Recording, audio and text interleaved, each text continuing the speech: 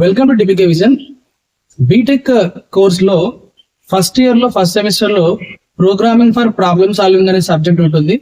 So ఈ subject మనం perfect గా చదువుకుంటే రిమైనింగ్ అన్ని సెమిస్టర్లో ఉన్న సబ్జెక్ట్స్ అన్ని ఈజీగా మనం క్లియర్ చేసుకోవచ్చు. First programming for problem solving ఈ సబ్జెక్ట్ ఏంటి అనేది తెలుసుకునే ముందు మనకు బేసిక్స్ కొంచెం ఐడియా ఉండాలి. బేసిక్స్ ఐడియా ఉంటే ఈజీగా మనం ఈ సబ్జెక్ట్ ని మనం చదువుకోవచ్చు. అంటే ఇంటర్మీడియట్ తర్వాత మీరు బీటెక్ లో జాయిన్ అయ్యేటప్పుడు కొందరికి కంప్యూటర్ నాలెడ్జ్ అనేది ఉండదు కాబట్టి ఆ నాలెడ్జ్ అనేది మనం పర్ఫెక్ట్ గా ఉంటే మాత్రం ఈజీగా ఈ సబ్జెక్ట్ మనం నేర్చుకోవచ్చు. So first definition of computer తీసుకుందాం. Computer is an electronic device that accepts data as input from the user, then process it, finally generates the information as output to the user. Computer అనేది data తీసుకుంటుంది ఎవరి దగ్గర నుంచి, user దగ్గర నుంచి. తర్వాత డేటాను ప్రాసెస్ చేస్తుంది. నెక్స్ట్ ఆ డేటాని ప్రాసెస్ చేయగానే ఇన్ఫర్మేషన్ అనేది జనరేట్ అవుతుంది. ఆ ఇన్ఫర్మేషన్ ని మనకు ప్రొవైడ్ చేస్తుంది ఫైనల్ గా. దాన్ని మనం అవుట్పుట్ అంటాం. So computer is an electronic device that accepts data as input from the user, then process it and generates the information as output to the user. Data then process చేస్తుంది and మనకు వచ్చేది ఏంటంటే information. What we get information. So computer కి మనం data ఇస్తే అది process చేస్తుంది, final గా ఇన్ఫర్మేషన్ అనేది ఇచ్చేస్తుంది. సో డేటా యాజ్ ఇన్పుట్, మనం డేటాని ఏ విధంగా ఇస్తున్నాం? As input. Data as input. మనకు వచ్చే ఇన్ఫర్మేషన్ ఏమంటున్నాం? Output. So this is what? Output. Input, output. User will enter some data as input. User will enter some data as input. System will process that input and finally it will generate some information as output. And ఆ information ఎవరు use చేసుకుంటారు? User use చేసుకుంటాడు. So this is the meaning of computer. Definition వస్తే అర్థమైంది కదా. Computer is an electronic device. Electronic device అంటే మీకు already తెలుసు. ఎలక్ట్రానిక్ డివైస్ అంటే ఏంటంటే, ఎలక్ట్రానిక్ అనే వర్డ్ యూజ్ చేసామంటే దానికి రెండు స్టేట్సే అర్థమవుతాయి. ఒకటి ఆన్ స్టేట్, ఇంకొకటి ఆఫ్ స్టేట్. అంటే కంప్యూటర్ కి ఆన్ స్టేట్, ఆఫ్ స్టేట్ అర్థమవుతుంది. ఆన్ స్టేట్ మనం ఏమంటామంటే 1 అంటాం, ఆఫ్ స్టేట్ 0 అంటాం. So computer is an electronic device. That means computer understands only zeros and ones. So computer accepts the data as input from the user, then process it and generates information as output to the user. So ఇక్కడ data అనేది మనం ఏ విధంగా ఇస్తున్నాం? Data అనేది మనము image ఇవ్వచ్చు, data అనేది మనం లెటర్స్ ఎంటర్ చేయొచ్చు, నెంబర్స్ ఎంటర్ చేయొచ్చు, ఇలా డిఫరెంట్ ఫార్మాట్స్ మనం డేటా ఇస్తాం. బట్ కంప్యూటర్ ఏం చేస్తుంది దాన్ని? కంప్యూటర్ అనేది మనం ఇచ్చిన డేటాని 0-1 లోకి మార్చేసుకుంటుంది. 0-1 లోకి మార్చిన తర్వాతనే డేటా అనేది ప్రాసెస్ చేయబడుతుంది. After processing the data information generate అవుతుంది. ఆ జనరేట్ ఇన్ఫర్మేషన్ అనేది కూడా 0-1 ఫార్మాట్ లో ఉంటుంది. బట్ మనకు అర్థం కాదు కాబట్టి again the computer convert the generated information into human understandable data. అంటే whatever the information it produced, అది కంపల్సరీ మళ్ళీ యూజర్ అండర్స్టాండబుల్ ఫార్మాట్ లోకి రావాల్సిందే. సో కంప్యూటర్ డేటా తీసుకుంటుంది, ప్రాసెస్ చేస్తుంది, ఇన్ఫర్మేషన్ ప్రొవైడ్ చేస్తుంది. ఎగ్జాంపుల్ ఏంటి దీనికి? నాకు ప్రాక్టికల్ ఎగ్జాంపుల్ ఏంటంటే, ఇప్పుడు మనకు రిజల్ట్స్ వస్తాయి కదా. రిజల్ట్ వచ్చినప్పుడు మనము సిస్టమ్ కి ఒక డేటా ఇస్తాం. ఏంటా డేటా అంటే మన హాల్ టికెట్ నెంబర్, మన సెమిస్టర్ సంబంధించిన డేటా. సో మనం ఫస్ట్ సెమిస్టర్ మన హాల్ టికెట్ నెంబర్ ఎంటర్ చేస్తాం. సెర్చ్ అనే బటన్ ప్రెస్ చేయగానే మనకి స్క్రీన్ పైన మన రిజల్ట్ కనిపిస్తుంది. అంటే ఈ రిజల్ట్ కనిపించే లోపు అంటే మనం ఇచ్చిన డేటాని అది 1 second, 2 seconds, 3 seconds or 5 seconds process చేస్తుంది. Then you will get some information on the screen. దాన్ని మనం రిజల్ట్ అంటున్నాం. సో ఇది practical example. Computer accepts the data. ఇక్కడ నువ్వు ఇచ్చిన డేటా ఏంటంటే హాల్ టికెట్ నెంబర్. తర్వాత ఆ హాల్ టికెట్ నెంబర్ ఆ సెమిస్టర్ డేటా అనేది తీసుకొని అది ప్రాసెస్ చేసిన తర్వాత ఎస్ ఈ స్టూడెంట్ కి ఎన్ని మార్క్స్ వచ్చాయని చెప్పేసి మనకి స్క్రీన్ పైన చూపిస్తుంది. దీన్ని మనం ఇన్ఫర్మేషన్ అంటాం, అవుట్పుట్ అంటాం. డెఫినేషన్ అర్థమైంది కదా. నెక్స్ట్ మనము వాట్ ఆర్ ఇన్పుట్ డివైస్ తెలుసుకుందాం. Input devices, the devices that are used to give input to the computer are known as input devices. Input device ఏమేమి ఉంటాయి మనకి? కీబోర్డ్, మౌస్, ఈ రెండు మనం ఎక్కువ యూజ్ చేస్తుంటాం. Scanner, light pen, joystick, OMR, OCR, bar code reader, number of input device ఉన్నాయి మనకి. సో బేసికల్ గా మనం చదువుకున్నప్పుడు యూజ్ చేస్తున్న ఇన్పుట్ డివైస్ ఏంటంటే కీబోర్డ్ మౌస్ కంపల్సరీ యూజ్ చేస్తాం. సో కీబోర్డ్ మనం ఏమంటాం అంటే స్టాండర్డ్ ఇన్పుట్ డివైస్ అంటాం. అండ్ మనం మౌస్ ని పాయింటింగ్ డివైస్ అంటాం. Next output devices. The output devices are used to show output to the user. అంటే కంప్యూటర్ లో జనరేట్ అయిన ఇన్ఫర్మేషన్ ని మనకు చూపించాలంటే మనకి అవుట్పుట్ డివైస్ కావాలి. అది ఫస్ట్ మానిటర్ అనుకుంటాం మనం. ఫస్ట్ మానిటర్, నెక్స్ట్ ప్రింటర్, ఇలా స్పీకర్స్ చాలా ఉంటాయి అవుట్పుట్ డివైస్ కూడా. Monitor, printer, speakers, platters, projectors, ఇవన్నీ గురించి చెప్పండి అవుట్పుట్ డివైసెస్. సో మానిటర్ అనేది ఇక్కడ standard output device. Monitor is a standard output device. Standard input device ఏంటంటే కీబోర్డ్, స్టాండర్డ్ అవుట్పుట్ డివైస్ ఏంటంటే మానిటర్. ఈ స్టాండర్డ్ అనే పదానికి మీనింగ్ ఏంటంటే విచ్ ఇస్ బేసిక్ అన్నట్టు. అంటే standard means what here? Basic. System లో కనీసం ఏదైనా డేటా ఇవ్వాలంటే మనకు కావాల్సిన బేసిక్ డివైస్ ఏంటంటే కీబోర్డ్. సిస్టమ్ లో వచ్చిన అవుట్పుట్ చూడాలంటే మనకు కావాల్సిన బేసిక్ డివైస్ ఏంటంటే మానిటర్. సో వీటిని మనము స్టాండర్డ్ ఇన్పుట్ డివైస్ అంటాం కీబోర్డ్ ని, అండ్ స్టాండర్డ్ అవుట్పుట్ డివైస్ అంటే ఏంటంటే మానిటర్. నెక్స్ట్ ఇవి కాకుండా కంప్యూటర్ అనే దానిలో సిపియు ఉంటుంది, దాన్ని మనం సెంట్రల్ ప్రాసెసింగ్ యూనిట్ అంటాము. So CPU stands for what? Central processing unit. అందులో మళ్ళీ 3 ఇండివిజువల్ పార్ట్స్ ఉంటాయి. లైక్ ఏంటంటే ఏఎల్యు, సియు, ఎంయు అంటే ఇండివిజువల్ యూనిట్స్ అన్నట్టు. ఇవి arithmetic and logic unit, control unit, memory unit, ఇలా కొన్ని యూనిట్స్ ఉంటాయి. ఈ యూనిట్స్ అన్నింటినీ కలిపితేనే మనం సిపియు అంటాం. ఆల్ టుగెదర్ ఇవన్నీ వర్క్ చేస్తాయి, మనకి రిజల్ట్ అనేది జనరేట్ చేస్తాయి.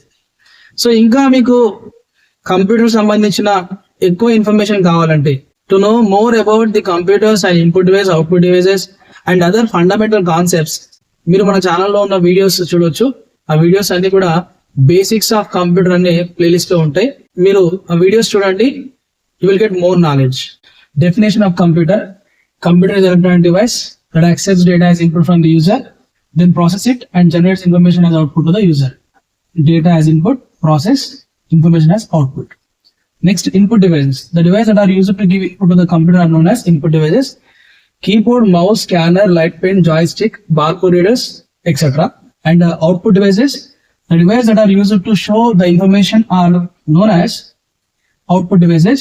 Example: monitor, printer, speaker, projector, platters. So we definitions. Keyboard is a standard input device. Monitor is a standard output device. ఇవి కొన్ని basic concepts. Next characteristics of computer చూద్దాం. Accuracy, speed, storage capacity, reliable, versatility, diligence, repeatedness, ఇవన్నీ computer ఉండే capabilities. Next limitations చూద్దాం.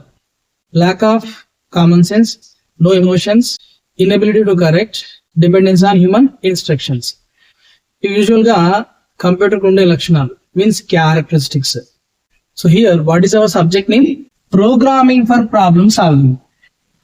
Programming for problem solving అనే subject meaning అని చూద్దాం. First మనకి కొన్ని ప్రాబ్లమ్స్ ఉంటాయి, ఆ ప్రాబ్లమ్స్ ని ఏ విధంగా సాల్వ్ చేయాలి?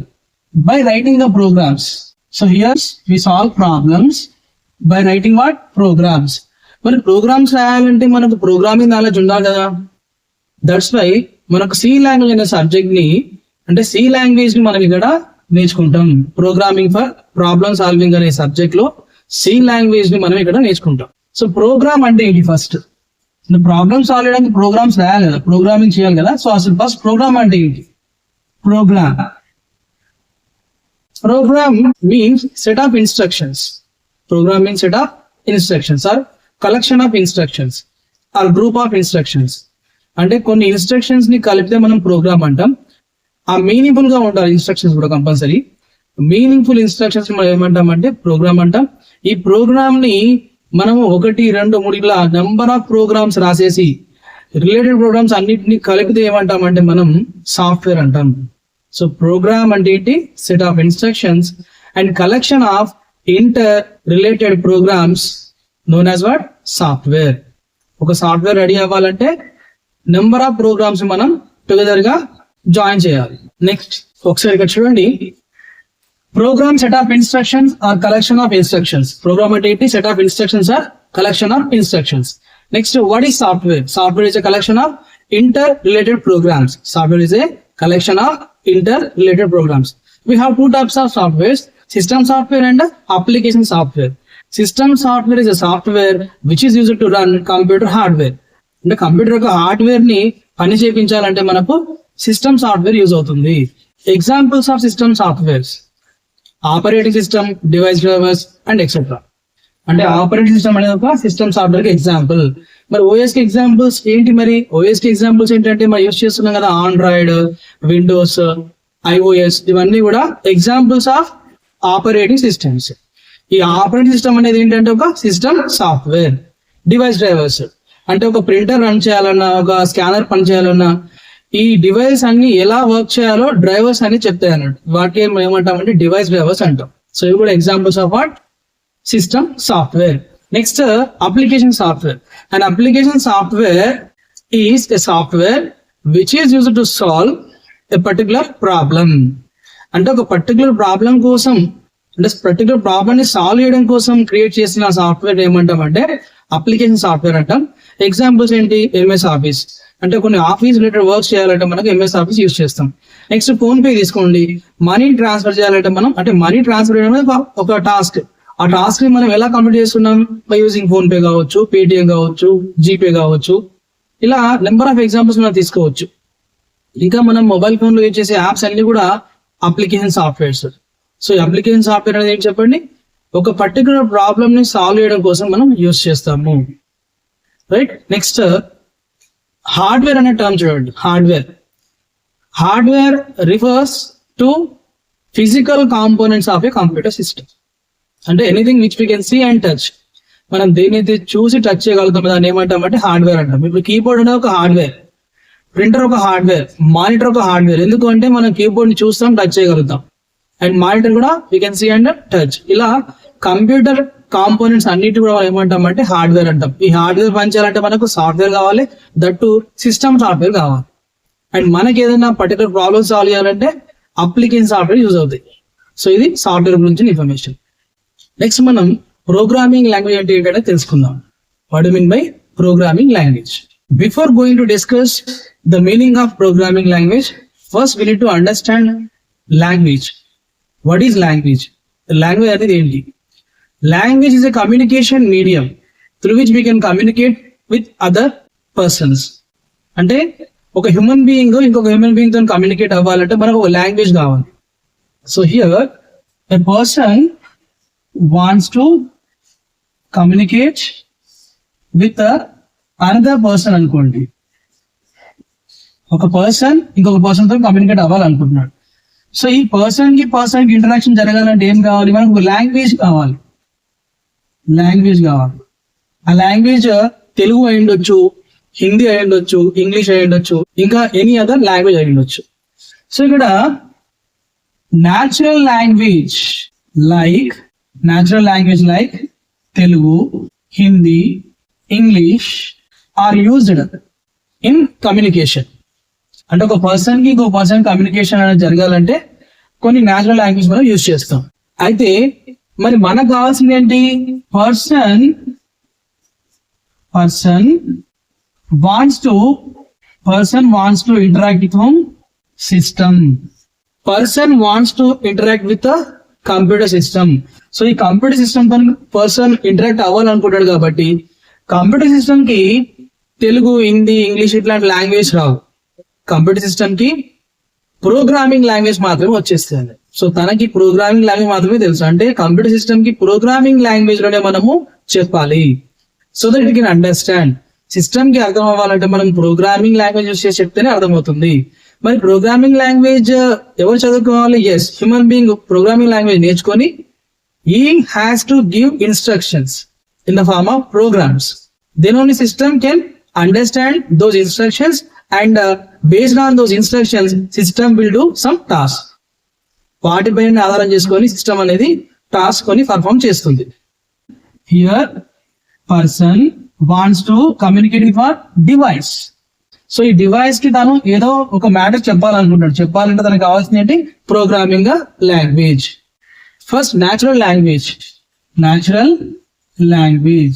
It is a communication medium through which human beings can interact with one another.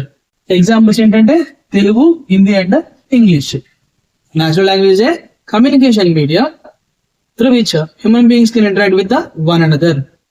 Programming language. So definition ఇక్కడ ఇస్తున్నాను చూడండి. a language which is used to write programs is known as programming language. Examples చూడండి, C, C++, Java, Python, etc. ఇవన్నీ కూడా programming languages.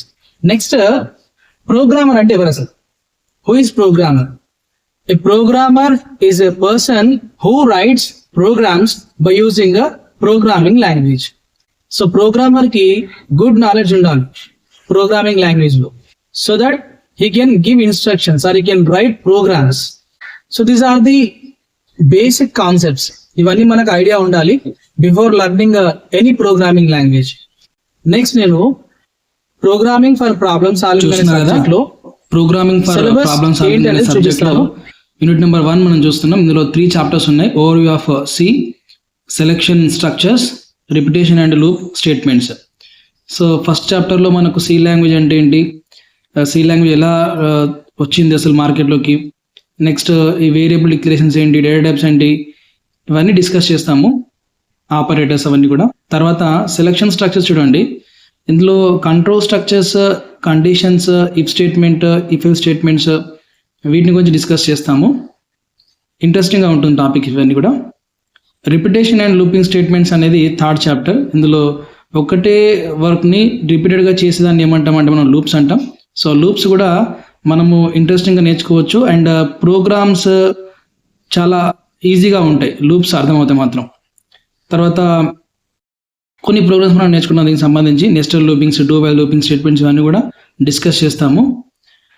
Next, టోటల్గా 3 chapters మనం పర్ఫెక్ట్గా అర్థం చేసుకున్నాం అనుకోండి, యూనిట్ నెంబర్ 1లో మనకు మంచి కాన్ఫిడెన్స్ బిల్డ్ అయింది అనుకోండి, యూనిట్ నెంబర్ 2లో కూడా మనం చాలా ఈజీగా నేర్చుకోవచ్చు. సో యూనిట్ నెంబర్ 2 చూడండి, top down design with functions, ఇది first chapter. Next, pointers and modular programming అనేది సెకండ్ చాప్టర్. ఈ సెకండ్ చాప్టర్లో pointers and the indirection operator, functions with output parameters, multiple calls to a function with input and output parameters, scope of names, formal output parameters as actual arguments, ఇవన్నీ మంచి topics ఇవన్నీ కూడా. అంటే pointers అనేది కొంచెం ఇంట్రెస్టింగ్గా ఉంటుంది అన్నట్టు. పాయింటర్స్ అనేది ఇంట్రెస్టింగ్ టాపిక్, అది అర్థం అవుతే మాత్రం చాలా ఈజీగా మనం ప్రోగ్రామింగ్ చేయొచ్చు. ఇది సెకండ్ యూనిట్లో 2 chapters, top down design with functions, pointers and modular programming. ఈ 2 చాప్టర్స్ మనం పర్ఫెక్ట్గా నేర్చుకోవచ్చు, కాకపోతే దీనికి ఫస్ట్ యూనిట్ నాలెడ్జ్ రిక్వైర్మెంట్ ఉంటుంది అన్నట్టు. సో అది బాగా మనం చదువుకుంటే సెకండ్ యూనిట్ చాలా ఈజీగా మనము అర్థం చేసుకోవచ్చు. నెక్స్ట్ యూనిట్ నెంబర్ 3, అరేస్ అనేది ఫస్ట్ చాప్టర్. నెక్స్ట్, స్ట్రింగ్స్ అనేది సెకండ్ చాప్టర్. అరేస్ అంటే సింగిల్ డైమెన్షన్ అరే, మల్టీ డైమెన్షన్ అరే, వీటి గురించి డిస్కస్ చేస్తాం. ఆల్రెడీ మనకు డేటా టైప్స్ ఉన్నాయి and integer variables, next float variables, ఇవన్నీ ఉన్నా కూడా అంటే ఇండివిజువల్ వేరియబుల్స్ ఉన్నప్పటికీ మనం ఎందుకు అరేస్కి వెళ్తున్నాం అనేది ఇక్కడ మనం తెలుసుకుంటాము. తర్వాత సార్టింగ్ అండ్ అరే, అంటే ఒక అరేలో ఉన్న ఎలిమెంట్స్ ఎలా సార్ట్ చేస్తాము, అండ్ మల్టీ డైమెన్షన్ అరేస్, అంటే ఇక్కడ మనం మ్యాట్రిసెస్ గురించి కొన్ని ఎగ్జాంపుల్స్ తీసుకుంటాము. ఈజీగా ఉంటుంది చూడండి టాపిక్స్ ఇవన్నీ. నెక్స్ట్, స్ట్రింగ్స్ చూడండి. స్ట్రింగ్స్ అంటే ఏంటి అంటే క్యారెక్టర్ అరేని మనం స్ట్రింగ్ అంటాము. తర్వాత స్ట్రింగ్స్ పైన ఎలాంటి ఆపరేషన్ మనం పర్ఫామ్ చేయొచ్చు అంటే lower case, upper case, string comparison, ఇవన్నీ కూడా మనం డిస్కస్ చేస్తాము. ఆ తర్వాత చూడండి, అరేస్ ఆఫ్ పాయింటర్స్ అనే టాపిక్ కూడా మనకు కనిపిస్తుంది. సో అరేస్ అండ్ పాయింటర్స్ రెండు కలిపి మనం ఇక్కడ డిస్కస్ చేస్తాం యూనిట్ నెంబర్ 3లో, లాస్ట్ టాపిక్ అది. Next unit number 4, recursion, first chapter అది. నెక్స్ట్, స్ట్రక్చర్స్ అండ్ యూనియన్ అని చెప్పేసి సెకండ్ చాప్టర్ ఉంది. సో రికర్షన్ అంటే ఒకటే ఫంక్షన్ మనం మళ్ళీ ఆ ఫంక్షన్ నుంచే కాల్ చేస్తానని ఏమంటామంటే రికర్షన్ అంటాం. అంటే calling A function from it self is known as recursion. So recursion అంటే ఏంటిది, రికర్సివ్ ఫంక్షన్స్ ఏమేమి ఉంటాయి అండ్ రికర్షన్ని ఎక్కడ మనం అప్లై చేయాలని చెప్పేసి ఈ చాప్టర్లో డిస్కస్ చేస్తాం. నెక్స్ట్, స్ట్రక్చర్స్ అండ్ యూనియన్స్ చూడండి. స్ట్రక్చర్ అన్న యూనియన్ రెండు కూడా సేమ్ లాగా ఉంటుంది, ఒక చిన్న డిఫరెన్స్ ఉంటుంది, అది మనం టాపిక్లో వెళ్ళినప్పుడు డిస్కస్ చేద్దాము. సో డిఫరెంట్ డేటా ఎలిమెంట్స్ని మనం సింగిల్గా చూపెట్టాలి అంటే స్ట్రక్చర్ కావాలి మనకి, లేదా యూనియన్ కావాలి. సో ఈ స్ట్రక్చర్స్, యూనియన్స్ అండ్ వాటికి సంబంధించిన ప్రోగ్రామ్స్ అన్నీ కూడా డిస్కస్ చేద్దాము యూనిట్ నెంబర్ 4లో. ఈ 1, 2, 3 యూనిట్స్ మనకు అప్పటికి మంచి నాలెడ్జ్ ఉంటుంది కాబట్టి యూనిట్ నెంబర్ 4 అనేది చాలా ఈజీగా అర్థమవుతుంది, రికర్సివ్ ఫంక్షన్స్ అయినా, స్ట్రక్చర్స్ అయినా, యూనియన్స్ అయినా. నెక్స్ట్ యూనిట్ నెంబర్ 5 చూడండి. ఇందులో text and binary files and binary file pointers అని చెప్పేసి ఉన్నాయి కదా మనకి, ఇన్పుట్ అవుట్పుట్ ఫైల్స్. అంటే ఈ బైనరీ ఫైల్స్ పైన ఎట్లా మనం ఆపరేషన్ పర్ఫామ్ చేస్తామని ఇక్కడ డిస్కస్ చేస్తాము. ఈ ఫస్ట్ చాప్టర్ అయిపోయిన తర్వాత సెకండ్ చాప్టర్లో సర్చింగ్ అండ్ సార్టింగ్ అని చెప్పేసి కనిపిస్తుంది చూడండి. ఇది కొంచెం లెంతీ ప్రోగ్రామ్స్ ఉంటాయి దీంట్లో, బట్ ఇంట్రెస్టింగ్ ఉంటుంది. ఎందుకంటే మనం ఆల్రెడీ 4 యూనిట్స్ చదువుకుని ఉంటాం కదా, ఆ 4 యూనిట్స్ నాలెడ్జ్ ఇక్కడ మనం అప్లై చేసుకోవచ్చు. అంటే ఎలా మనం సెర్చ్ చేయాలి ఒక ఎలిమెంట్ని, సార్టింగ్ ఎలా చేయాలి ఎలిమెంట్స్ని, అండ్ దానికి ఎగ్జాంపుల్స్ ఏంటంటే bubble sort, insertion sort, next selection sort, ఇవన్నిటిని మనం డిస్కస్ చేస్తాం. అంటే ఈ సార్టింగ్ టెక్నిక్స్ అనేది ఎక్కడెక్కడ అప్లై చేస్తాము అండ్ సార్టింగ్ టెక్నిక్స్ వల్ల యూజ్ ఏంటనేది కూడా మనం ఇక్కడ క్లియర్గా అర్థం చేసుకోవచ్చు. ఈ విధంగా అన్ని టాపిక్స్ని 1, 2, 3, 4, 5 టోటల్గా 5 యూనిట్స్ మనం డిస్కస్ చేస్తాము. చాలా చాలా ఇంట్రెస్టింగ్గా ఉంటుంది ఈ సబ్జెక్ట్. ఇది పర్ఫెక్ట్గా నేర్చుకున్నారనుకోండి, మీకు ఫర్దర్గా వచ్చే అన్ని సెమిస్టర్స్లో ఉన్న సబ్జెక్ట్స్ అన్నీ ఈజీగా అర్థమవుతాయి. సో ప్రతి చాప్టర్ని, ప్రతి టాపిక్ని మిస్ అవ్వకుండా చూడండి. నేను ఫర్దర్గా వీటి గురించి డిస్కస్ చేస్తాను.